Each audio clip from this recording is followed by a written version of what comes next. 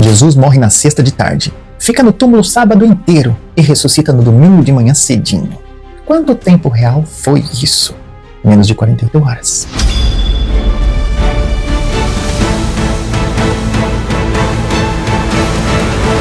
Will Alexander.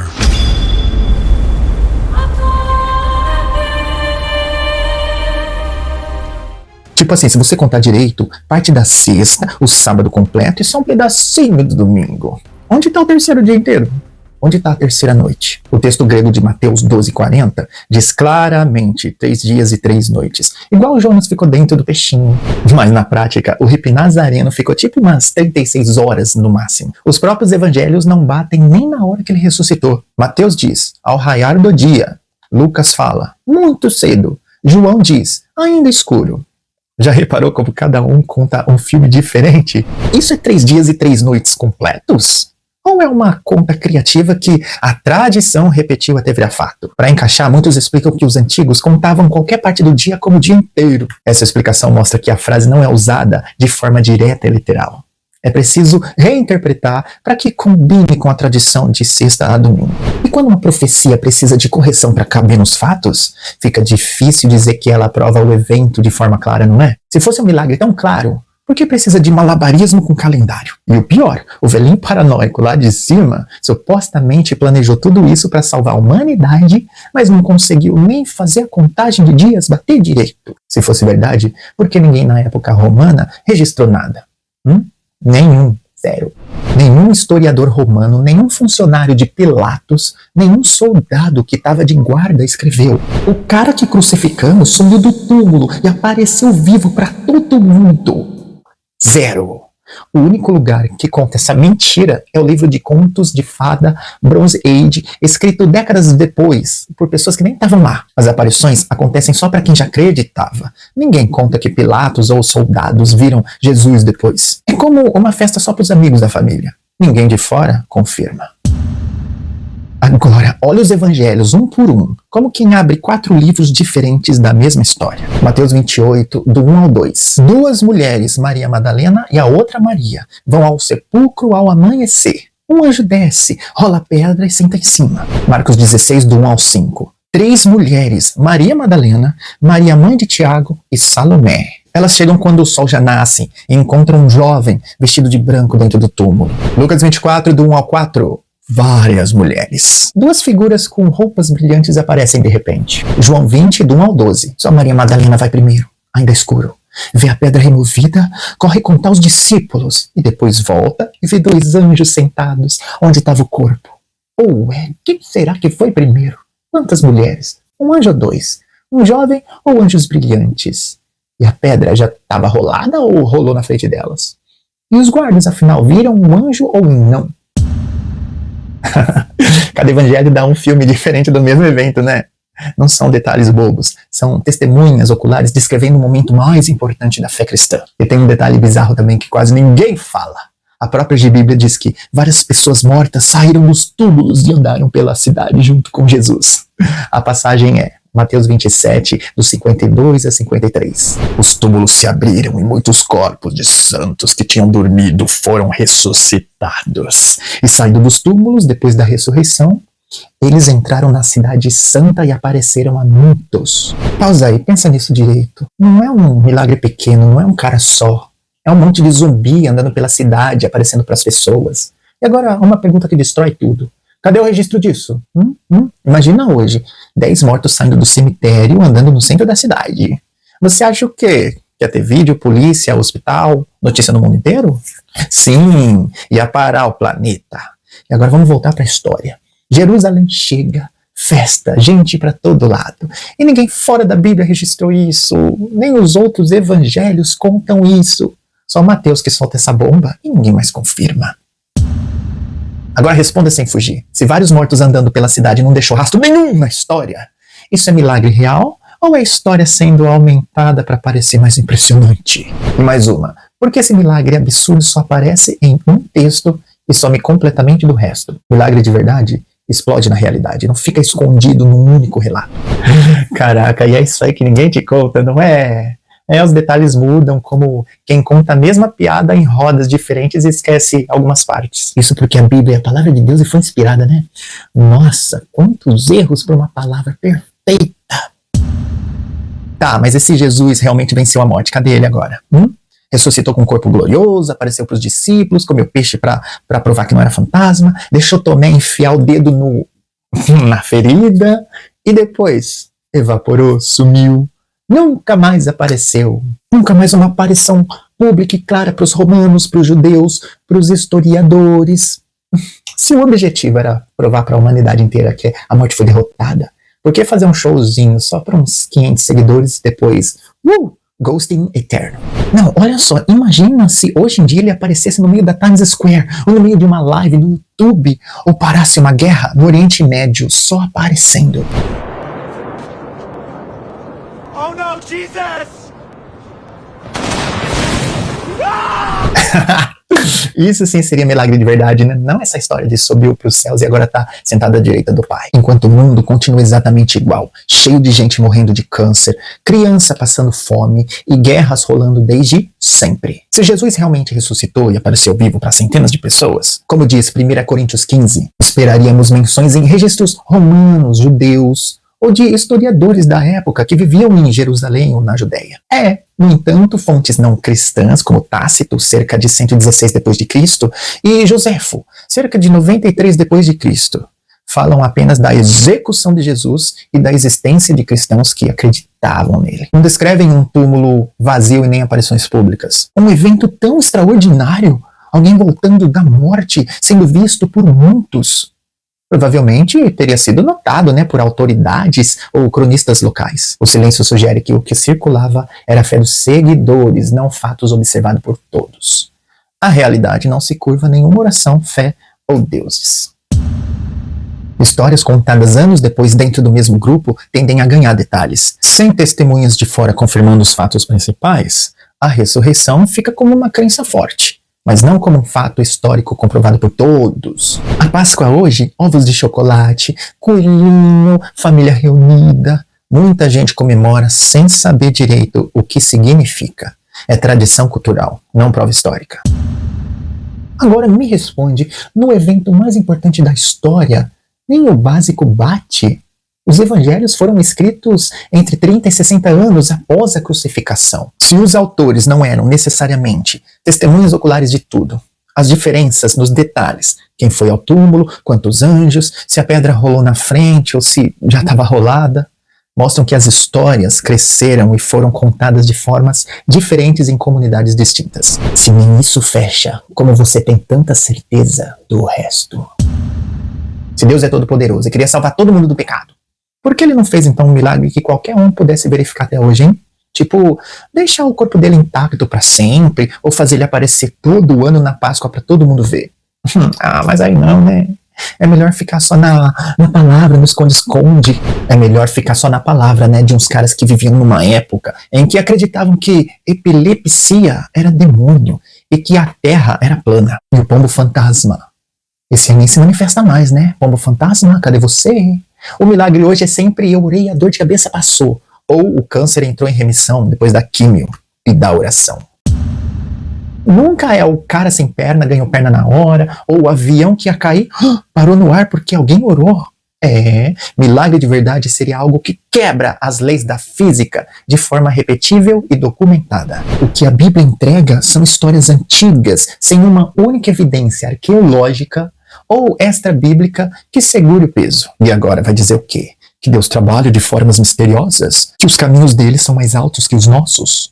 Essa desculpa padrão quando a realidade massacra a fé todo santo dia, né? Se a ressurreição fosse fato histórico sólido, os maiores cérebros da humanidade estariam todos de joelho hoje. Mas não, a ciência avança, a medicina explica 1000 coisas que antes eram milagre, a psicologia mostra como memória coletiva e desejo de esperança criam narrativas que se espalham como vírus. Você já percebeu que todo mundo nasce na religião da família? Percebeu?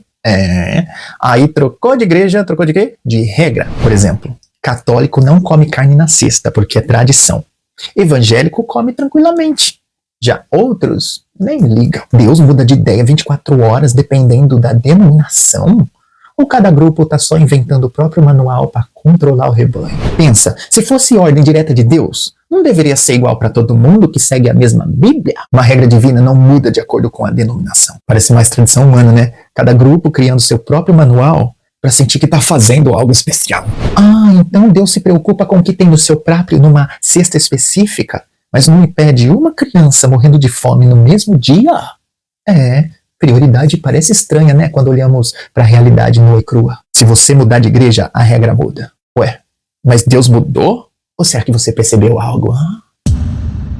Acorda, isso é conto para criança dormir ou ter pesadelo. Só que você comprou a realidade inteira. Se Jesus realmente salvou o mundo do pecado, cadê a diferença? Crente, pastor, padre, fiel, santo, tudo vai para o mesmo lugar. Que vitória é essa que não muda absolutamente nada na prática? O mundo continua podre do mesmo jeito. Gente boa sofrendo, gente ruim prosperando, morte batendo na porta de todo mundo igual antes. Vencemos a morte!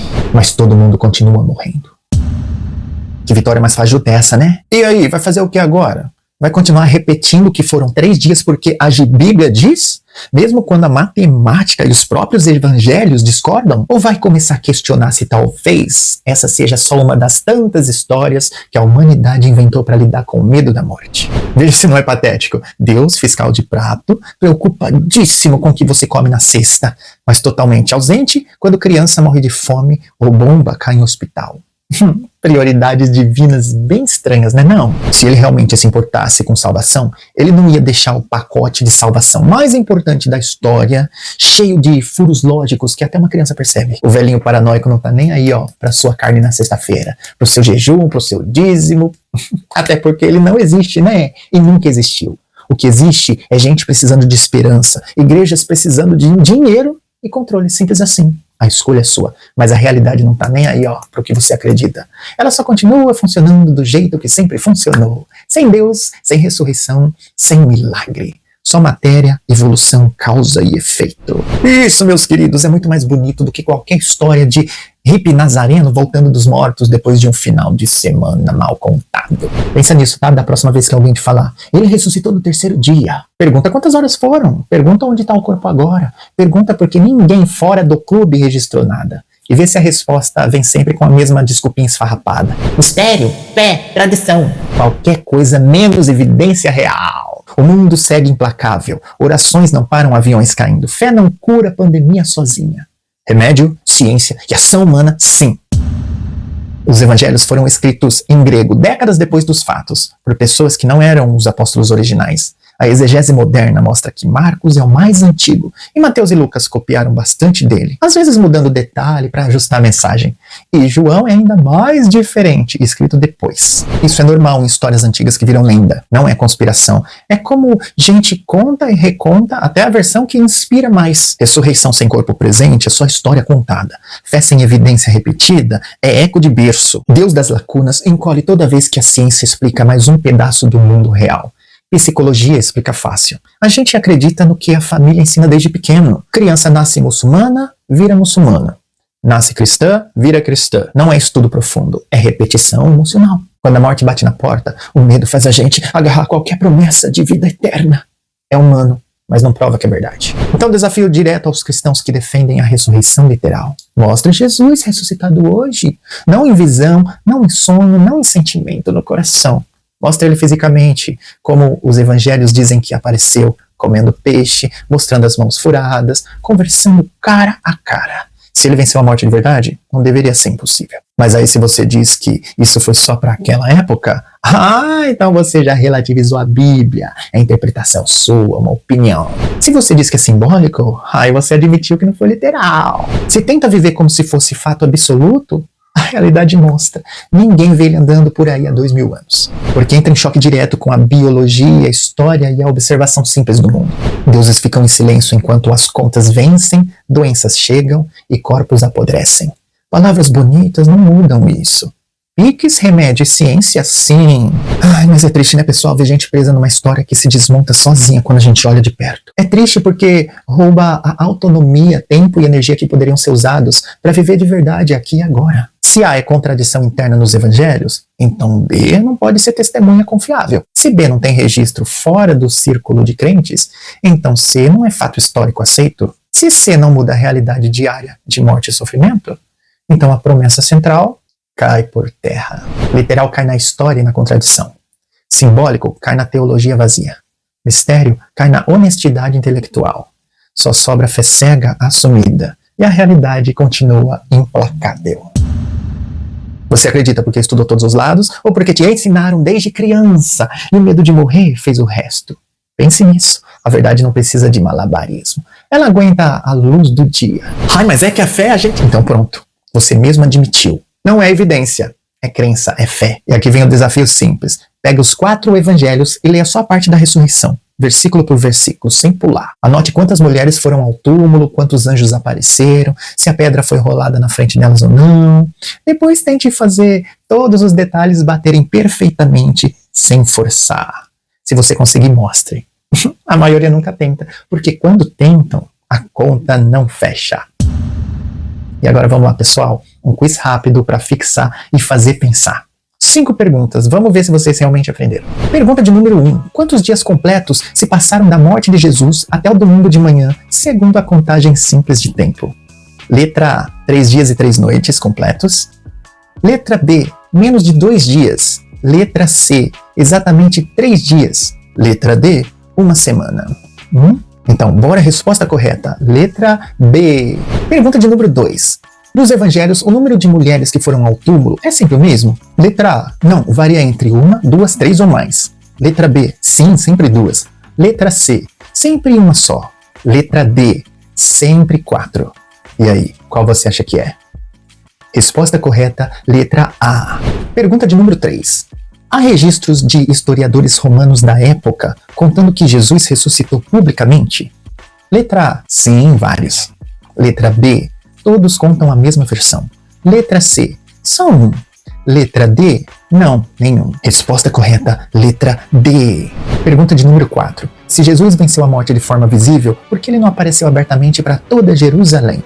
Letra A, porque preferiu aparecer só para poucos. Letra B, a Bíblia não explica isso claramente.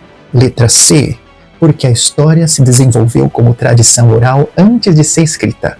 Letra D, todas as alternativas acima. Resposta correta, letra C. A explicação mais simples é que se encaixa no que sabemos de como histórias antigas crescem. Agora a última pergunta, pergunta de número 5. A regra de não comer carne na sexta-feira vem diretamente da Bíblia ou é tradição de algumas igrejas? Letra A, direto da Bíblia, para todos os cristãos. Letra B, tradição, principalmente católica, não universal. Letra C, ordem de Jesus no Evangelho. Letra D, regra que todas as igrejas seguem igual. E aí, qual você acha que é? Então, bora a resposta correta. Letra B.